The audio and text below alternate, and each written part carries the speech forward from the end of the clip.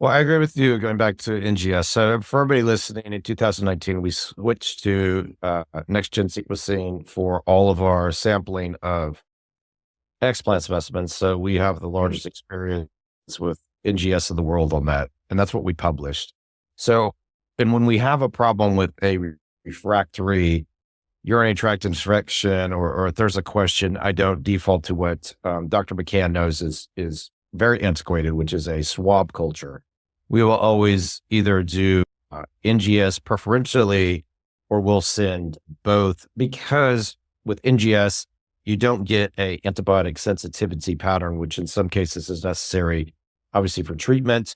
And you'll send a regular culture just to try to get some information regarding that. In terms of genetic mutations that contribute to hypercoagulability, certainly having an MTHFR, which about 40% of the population does, contributes to hypercoagulability. In fact, I would not do microsurgery on anybody who has I stopped doing that in 2000, maybe 17, 18. Anybody who had MTHFR mutations, I would not offer microsurgery to because of the increased risk of microvascular complication.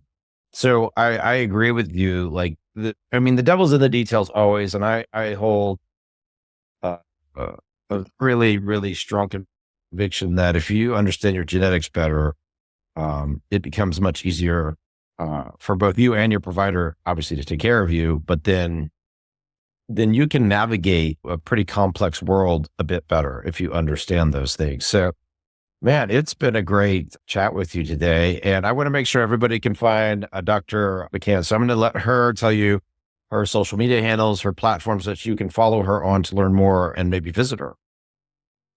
Thank you, Dr. Rob. I am in Southern California. I have a brick and mortar practice.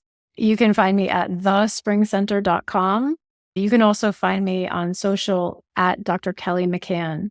So I look forward to seeing what happens with all of this. I think that mast cell activation and breast implant illness, there's such an overlap and such a need to understand this. So thank you, Dr. Rob, for having me. And it was a pleasure speaking with you.